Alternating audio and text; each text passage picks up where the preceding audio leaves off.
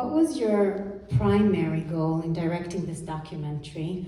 And why did you choose to make TOVAH at this particular point in her career? Absolutely. First of all, thank you for being here. Well, you know, I always felt that there was some sort of a destiny when the right people come at the right time, and usually when they want to tell their story, they feel like, okay, now it's the right time for me to tell my story, you know. And for a lot of these giants, COVID was a big wake-up call. They were like, okay, we can leave at any time, so I want my story to be told. And what was the question? I'm Sephardi Jew, folks, I forget things, you know. No, but basically what you want to show is that that movie is informative, so we can learn things, you can receive data, but also entertaining, you know, because I do the editing myself of all the movie, and I get bored very quickly. So, because I spend so many hours on it, imagine all of you, you're watching every day the same movie 10 times in a row. That's what it is when you are editing the movie. So you get, at some point you don't really see what you're saying, you know, you don't know where you are anymore. So you really go to the essentials. So I wanted it to be entertaining because she's very funny, she has a lot of jokes, she does many faces and everything. So you have to be there all the time to capture the thing that when she does the push-ups, I have no idea she was going to do it. So you have to be, you know, many times she was doing stuff and I just took out my iPhone and started to film her. So informative and entertaining and also inspiring, you know, that each movie has a message, you know. So do you feel like, but was she into it? Like she wanted this film made? Oh, yeah. Because I make it very clear that, I mean, I kind of specialize now doing these kind of films on specific characters, especially Jewish characters, that I tell them, look, I'm going to dedicate 2 years of my life to you.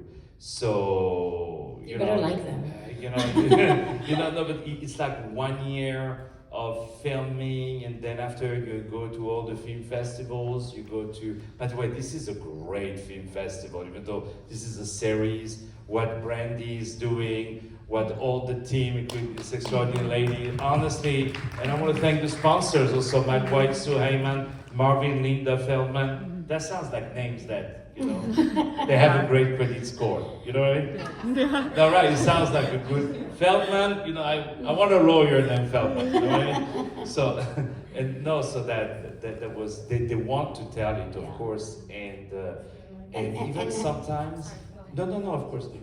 Even sometimes when they are very scared of having a movie about them, and especially the people who are the 2/3 of their career, they're like, yeah, but I don't want it to feel like it's the end of my life.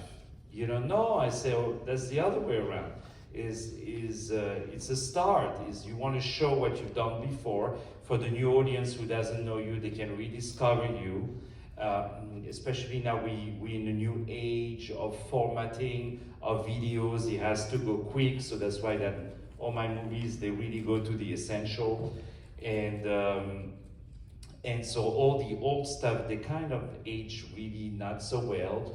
So the new generation, they know TOVAH from nobody wants this. Exactly, yeah. So I wanted to show all the things that she has done before. So brings me to the next question. How did you balance her legendary past, you know, and Broadway status, and her human story, her personal story of who she really is? Absolutely, thank you. Well, you know, for these kind of artists, their personal life and professional lives are both connected, really, you know.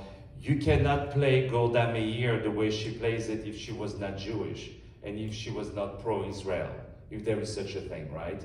How can you be against, I mean, anyway, it's not a debate. You'd be surprised. You know? You know? And so it is connected for sure, and her personality really comes out in all of her characters, and even her personality of being very detail-oriented, very into specificities. So that translates into her work. So it's very rare. I had the case on one film where there's nothing going on in the personal life, like zero, nothing. But the work is extraordinary. Like they've done, the person did like, it's like the Marlon Brando of France, you know, all the biggest movies, all the biggest things. But personally, he just wakes up, go to work, comes back home, sleep. He treats it like a 9 to 5, you know. And you have people that really, their lives have been, professional life and their work has been really guided by what happened to them on the personal life. They had a breakup, their wife passed away, they had a car accident that took half of their body away. That makes the way you perform very different, you know. So, you know, both are very connected. Yeah. Which scene or moment was the most challenging or rewarding to capture with her? Like with all, you know, what she did in the past and the future, and you know, what That's a for good you? question. Well, you know, the good thing is that the way I film is I try, when I started to do documentaries, I was like, let me film it, let me do a mix of two things. Not think that it's a documentary, but like it's quote unquote a real movie. Like I really wanted to film people with the same cinematic cameras that we use for what you guys would call the real movie, you know? So you really watch not just like a documentary or a TV report piece, but really like a real movie. And I will articulate the story the same way that you are plunged into the story. And that goes also with the music, which I also do, you know, to really plunge the audience member into the story. So in the story, you have turning points that really makes you, oh, that happened, that happened. You walk in the street, someone gives you a bag and say, get out with it, and people start to shoot fire. So you run, so that the audience wants to know what is in that bag, what, you know, and these are turning points. What happened before the person gives you the bag? That's so interesting. So I really go to the essentials. So to answer your questions, I really choose the moments that were pivot to her career. And Golda Meir, sorry, go ahead. No, and what surprised you? Oh, in what the surprised journey? me, that she renew herself constantly, and but yet she takes Jewish characters and make them very mainstream.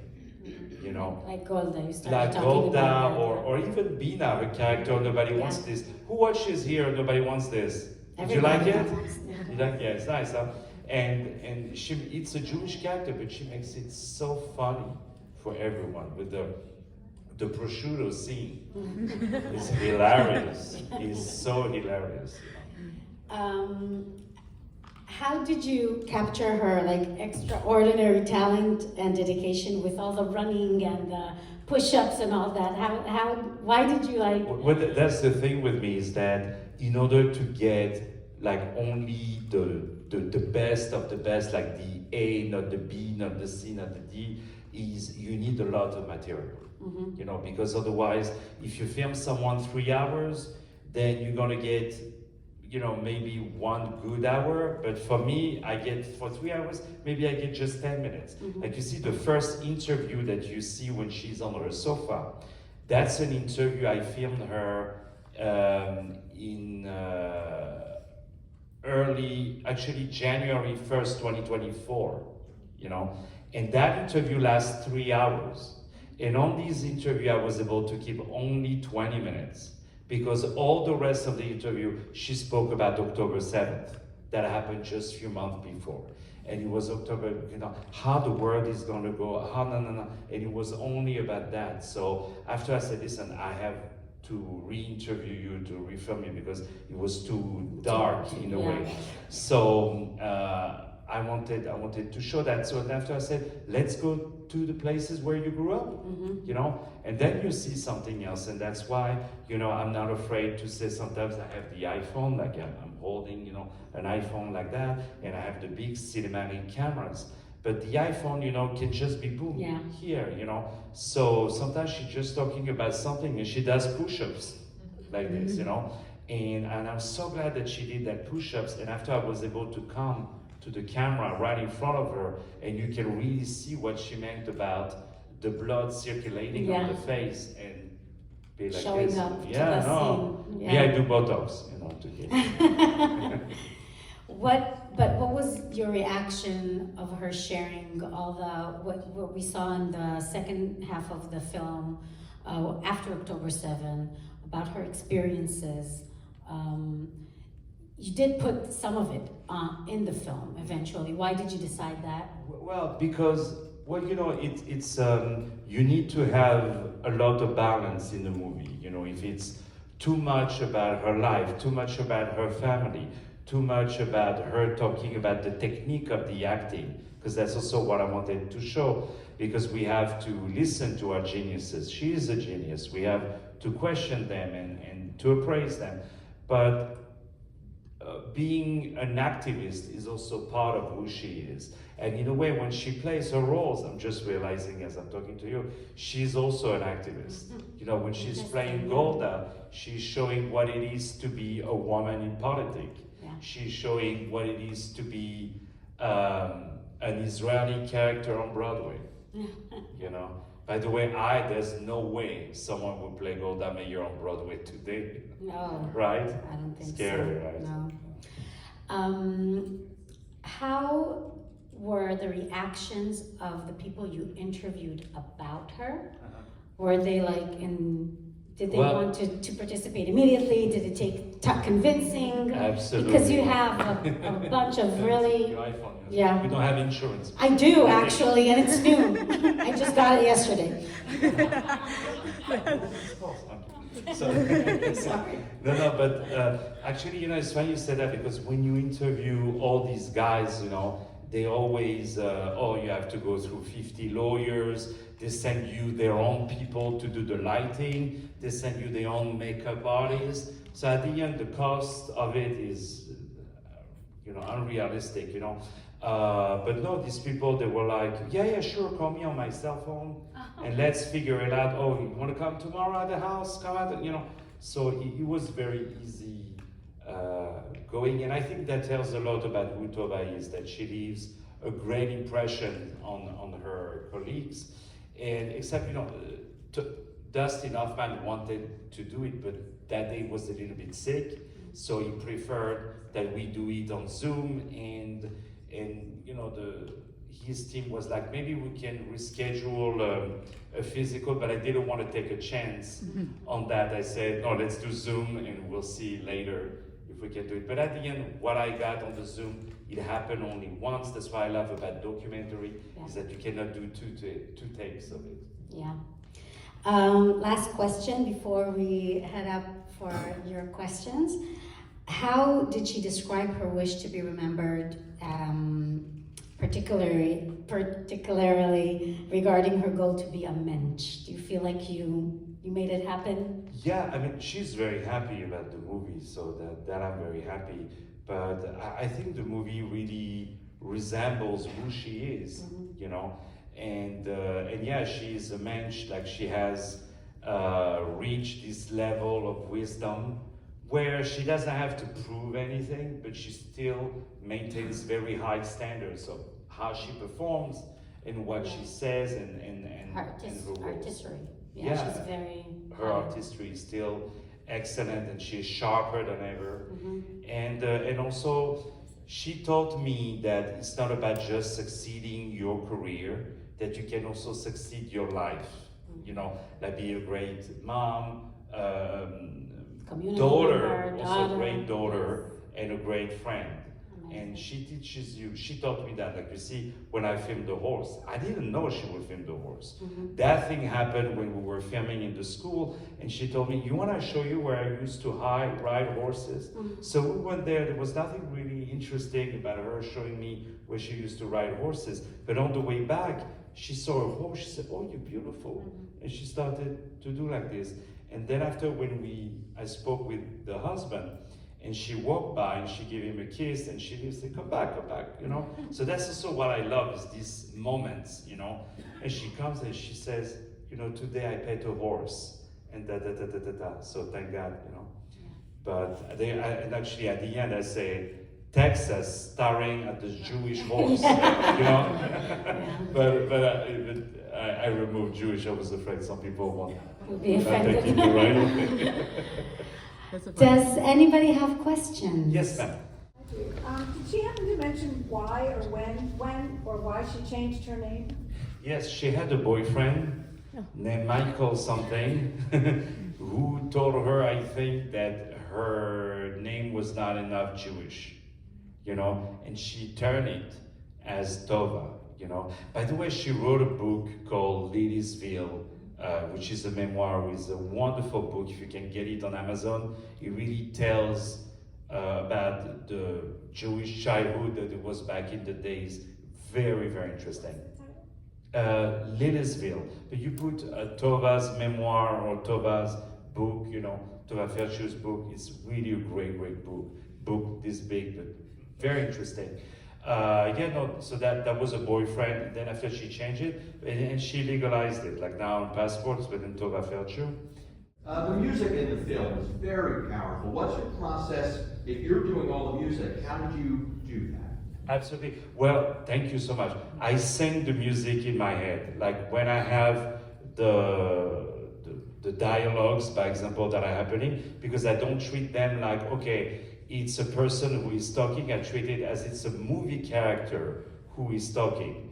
You see, if you look, I don't know, at Star Wars, by example, when Darth Vader talks, you don't have the same music under than if Luke Skywalker talks. You know what I mean? So it's two different things. So, but if Luke Skywalker is thinking about Darth Vader, the music is different than if Luke Skywalker is alone.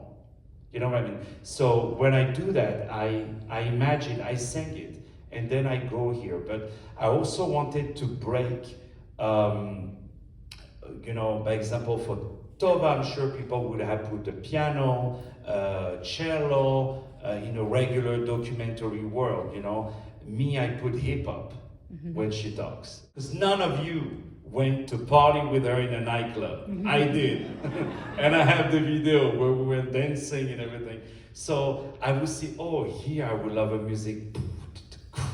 You know, I would love something like that. And then I would just do it. Sometimes I'm wrong, so I delete, I redo. Sometimes I'm like, you know what, after all, there's no need for music here. It's good the way it is, you know. But yeah, it also where the story is going, you know. When she talks, by example, about Dreyfus, I hear a violin, a Yiddish violin that can take me to that end. But at the end, for sure, I wanted something that is melodic and dramatic, but also joyful, which is very Jewish, you know. It's minor, but happy, you know. Sad, but happy, you know. So that's why that music, you know, at the beginning, this nostalgia, but then after happiness, which of course I didn't write, but it's you know, but the accordion that would go also like that, that was beautiful, you know. I just want to tell you that you're a very, very talented. Oh, thank you. And I'm so happy I'm here.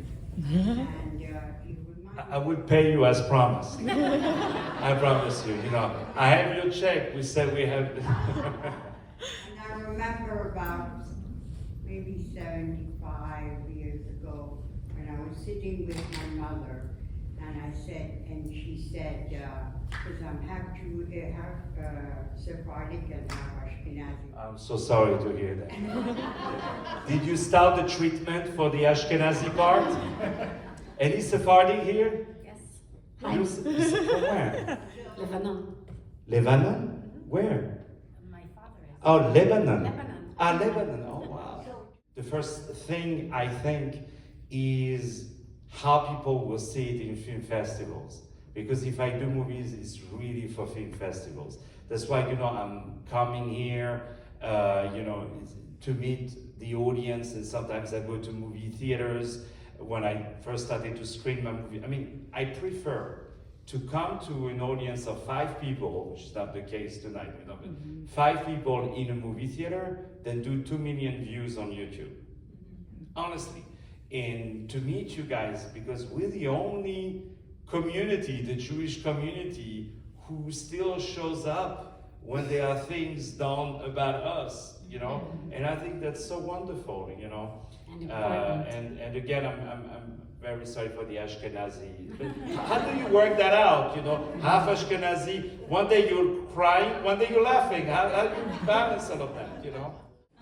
We're going to show you all the books. Entertainment industry that it's taking now. So No, yeah, absolutely. you know, Well, you're saying something interesting is that the film industry has changed a lot these last few years, especially since COVID. Like a lot of people now, they realize that's why when people are coming, I'm like, thank you for coming. And people are there, people are showing up, I'm coming. How come, like the director, you're not even coming? We don't know you. We don't know that movie and we're coming. And you're the director, you're not coming. How dare you? I will show up everywhere, of course, if it's physically possible for me to come, you know. I self-finance all my films. So that means I can move on quickly on when I want to make the movie. We had a friend come and we met and we click and also, you know, I don't really chase in a way because I always believe, first of all, God, you know, makes it happen. If it's meant to be, it's meant to be. But also, I also believe that the people who say yes, they have the right reasons to do it. People who tell you no, they also have the right reason. And you always brought me luck. Like when someone was like quite hesitant, and I'm like, a year later, I'm like, thank God I didn't do that movie with that person, you know. But here I self-finance all my films. I have, so it depends of the movie, but some movies, they go to movie theaters. That I do it, that became kind of my signature of taking documentary mixed with quote unquote real films. And like, for example, I have movies where there is a car chase pursuit, you know, like a movie about a gangster. So there's the FBI and all that. So it's very cinematic, you know. But still that one, I keep a cinematic flair into it. So it goes to movie theater and also film festivals. And for me, film festivals is my priority, you know. And it's really when I squeeze all the film festival circuit that usually it goes to network, hopefully televisions, and then platforms, VOD, video on demand. And a special, you know, I believe today, you know, people, they want to go out, you need to bring an event with it, you know, especially if you go to cities like Paris, London, New York, and you need like an event for people to come. So I kind of create a special event around it. By example, Eli Tahari, I was doing a fashion show after the screening, you know, or before, or I mix it after with an after party, you know, and a cocktail and the DJ comes, etc. So this is also how you can bring the movie plus something, you know. You guys don't know, but after we're all gonna dance. There is a party. I thought we were gonna do push-ups. We're gonna do, yeah. You know, one movie pays for the rest, and this is why when people say, oh, you made profit, it should be reshared. I say, okay, what about the films that didn't work before, you know? So the talent is always to come back and to learn from the others and to catch the momentum, because the reason why that movie is also successful is because people have sympathy for all the legacy that TOVAH has created, but also the sympathy of her character, you know. And she's changing the game, by the way, because now a lot of studios, they're writing parts for women in their 70s, you know, which was not the case before, you know, for lead roles I'm talking, because they realize that even the girls in the 20s, they're like, oh, I like that character, she's funny, you know. Yeah, so Toda Rabba means in Hebrew, thank you very much. And I did a joke, TOVAH Rabba. You know, that was the little joke. But you see the thing with Versailles, that was her sending me videos all the time. She said, I'm in Versailles, look at me, you know. So she would say, I wouldn't mind living in Versailles, I can live, I can adjust, you know. Yeah, live in Versailles, why not, you know. So ton of these videos that, you know, so when we found the address where she was living, and I'm following her with the camera, I said, TOVAH, don't walk so fast, you know. And it was really like I was, TOVAH, wait, TOVAH, TOVAH, where are you going? Where? And she goes, come. She's walking like this. And no, she's full of humor, but really, I invite each and every one of you to read her book, and to watch the new season of Nobody Wants This, and of course to follow her in all the things. We can call it a day. Yes, thank Brandy you. Gold, thank you so much. Thank you. You, my dear, thank you so much.